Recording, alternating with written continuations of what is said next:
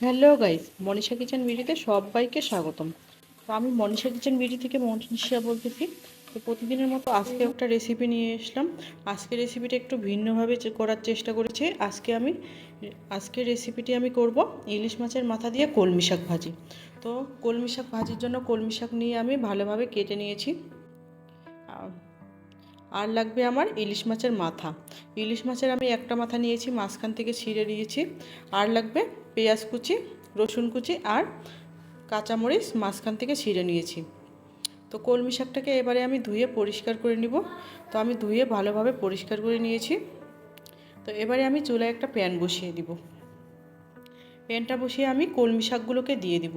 কলমি শাকগুলোকে যতক্ষণ না পর্যন্ত মজিয়ে যাচ্ছে ততক্ষণ পর্যন্ত রান্না করব। আর রেসিপিগুলো যদি ভালো লেগে থাকে প্লিজ স্কিপ না করে পুরো ভিডিওটি দেখার জন্য অনুরোধ করতেছি। আর যদি ভালো লেগে থাকে প্লিজ একটা লাইক করবেন আর একটা কমেন্ট করবেন। আর আমার চ্যানেলে যদি নতুন ভিজিট করে থাকেন প্লিজ চ্যানেলটিকে সাবস্ক্রাইব করে দিবেন এবং পাশে থাকা বেল আইকনটি প্রেস করে দিবেন। এতে কিন্তু আমার ভিডিও ছাড়া মাত্র আপনাদের কাছে নোটিফিকেশন চলে যাবে। তো শাকটাকে নেড়ে চেড়ে মজিয়ে নিচ্ছি। আমার কিন্তু প্রথম অবস্থায় শাকটাতে লবণ দেওয়া যাবে না, এতে কিন্তু শাকের মধ্যে লবণটা বেশি হয়ে যাবে। যতক্ষণ না পর্যন্ত শাকটা মজিয়ে আসতেছে ততক্ষণ পর্যন্ত কিন্তু লবণটা দেওয়া যাবে না। তো আমি কিন্তু এখনও লবণটা অ্যাড করিনি, লবণটাই অ্যাড করব। শাকটা আগে মজিয়ে যাক, তারপরে আমি লবণটাকে অ্যাড করে দিব। বন্ধুরা, রেসিপিটি যদি ভালো লেগে থাকে বন্ধু বা পরিবারের সাথে শেয়ার করে দিবেন। তো আমার মজিয়ে এসেছে, এবারে লবণটাকে অ্যাড করে দিলাম। লবণটা দেওয়ার পর আবারও নেড়ে চেড়ে নিব। এবারে ততক্ষণ পর্যন্ত রান্না করব যতক্ষণ না পর্যন্ত আমার শাকটা পুরোপুরি সিদ্ধ হয়ে আসতেছে। আর আমি ঢেকে রান্না করব না, ঢেকে যদি শাক রান্না করেন শাকের কালারটা একেবারেই চলে যায়। তো এভাবে আমি এখন রান্না করব। লবণ দেওয়ার পর কিন্তু শাক থেকে অনেকটাই জল বেরিয়ে আসবে। এই জলের মধ্যে কিন্তু শাকটা আমার পুরোপুরি সিদ্ধ হয়ে আসবে। দেখতেই পাচ্ছেন বন্ধুরা কতটা পরিমাণে জল বেরিয়েছে। এই জলের মধ্যে কিন্তু শাকটা সিদ্ধ হবে। তো আমি নাড়াচাড়া করিয়ে দিচ্ছি।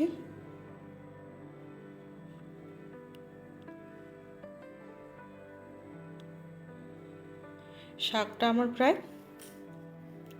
সিদ্ধ হয়ে এসেছে। এবারে নাড়াচাড়া করিয়ে দিচ্ছি। তো এবারে এটাকে আমি তুলে নিব। তুলে নিয়ে আবারও ওই প্যানটায় আমি বসিয়ে দিব। প্যানটা গরম হয়ে আসলে আমি দিয়ে দিব রান্নার তেল। আর তেলটা একটু বেশি পরিমাণে দিব, যেহেতু ইলিশ মাছের মাথা দিয়ে রান্না করতেছি। আর শাক ভাজির মধ্যে যত বেশি আমি তেল দিব শাকের মধ্যে পুষ্টিটা তত বেশি পাওয়া যায়, এটা আমি শুনেছি। তো তেলটা গরম হয়ে আসলে আমি লবণ হলুদ মেখে রাখা মাছের মাথাগুলো দিয়ে দিব। মাছের মাথাগুলোকে আমি ভালো মতো ভেজে নিব। ইলিশ মাছ বেশি ভাজতে হয় না, তাও আমি এখানে প্রায় 3 মিনিটের মতো এপিট ওপিট করে ভেজে নিয়েছি।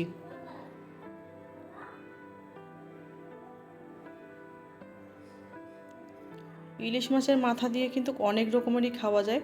তো এইভাবে কলমি শাক দিয়ে রান্না করলেও কিন্তু অসাধারণ হয় খেতে। আপনারা অবশ্যই ট্রাই করে দেখতে পারেন। তো মাছের মাথাগুলো ভেজে নেওয়া হয়ে গেছে। এবারে আমি অ্যাড করে দিব পেঁয়াজ কুচি, রসুন কুচি, কাঁচামরিচ মাঝখান থেকে চিড়ে নিয়েছি, ওটাও দিয়ে দিলাম। এবারে সব উপকরণগুলো আমি ভালো মতো ভেজে নিব।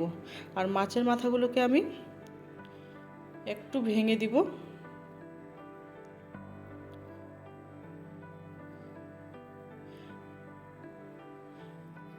পেঁয়াজটাকে ভেঙে দিচ্ছি যেন তাড়াতাড়ি ভেজে নেওয়া হয়ে যায়। আর এদিকে মাছের মাথাটাকেও আমি ভেঙে দিচ্ছি।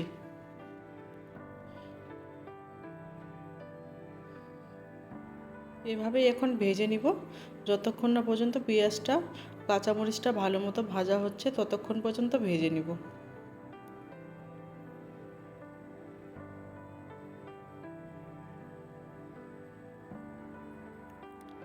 বন্ধুরা, এর মধ্যে আমি অ্যাড করে দিব 1 চিমটি হলুদ গুঁড়ো। এতে কিন্তু শাক ভাজির কালারটা অনেকটাই সুন্দর হয়ে আসবে।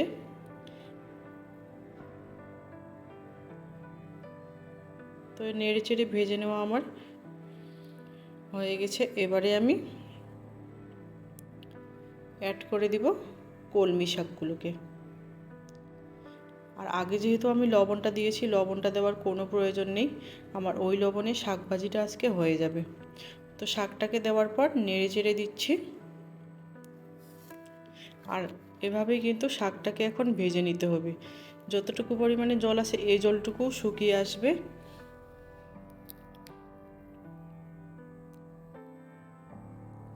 এভাবে শাক ভাজি করে করলে গরম ভাতের সাথে একেবারেই জমে যায়।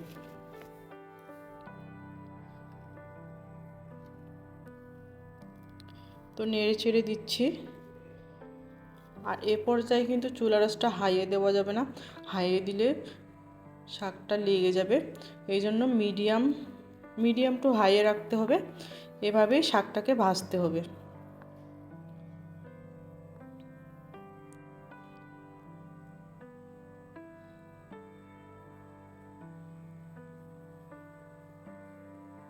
তো যারা যারা নতুন আমার এই চ্যানেলটিতে ভিজিট করতেছেন, প্লিজ আমার চ্যানেলটিকে সাবস্ক্রাইব করে দিবেন এবং পাশে থাকা বেল আইকনটি প্রেস করে দিবেন।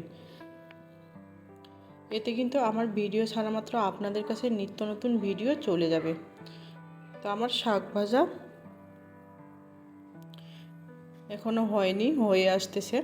দেখতে পাচ্ছ বন্ধুরা, কড়াইয়ে লেগে যাচ্ছে, তাই অনবরত নাড়তে হবে।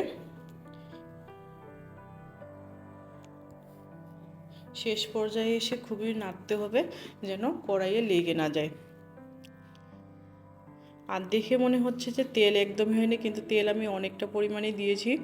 আর শাক ভাজিতে তেল দিলে পুষ্টিটাও ততটা বাড়ে, তাই শাক ভাজিতে তেল খাওয়াটা খুবই প্রয়োজন।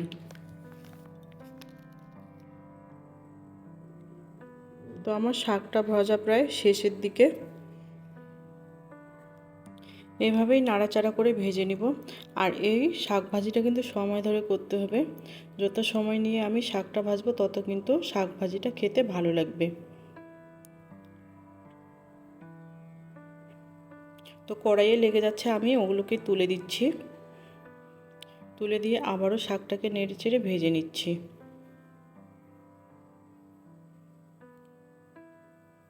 আর এই শাক ভাজিটা খেতে কিন্তু গরম ভাতের সাথে অসাধারণ লাগে। আর এই শাক ভাজিটা রান্না করতেও কিন্তু খুবই সহজ, যে কেউ চাইলে রান্না করতে পারবে। তো আপনারা অবশ্যই বাসায় ট্রাই করে অবশ্যই কমেন্টে উত্তর জানাবেন যে কেমন হয়েছে এই শাক ভাজিটা। তো আমার হয়ে গেছে, এবারে আমি সার্ভ করে নেব। তো একটা প্লেটের মধ্যে আমি সার্ভ করে নিলাম। এই শাক ভাজিটাও খেতে কিন্তু খুবই ভালো হয়েছে।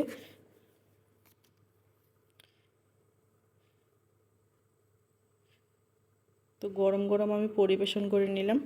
তো আজকের ভিডিওটি আমার এ পর্যন্তই। দেখা হবে অন্য কোনো ভিডিও নিয়ে। ততক্ষণে ভালো থাকবেন, সুস্থ থাকবেন। Thank you for watching my video.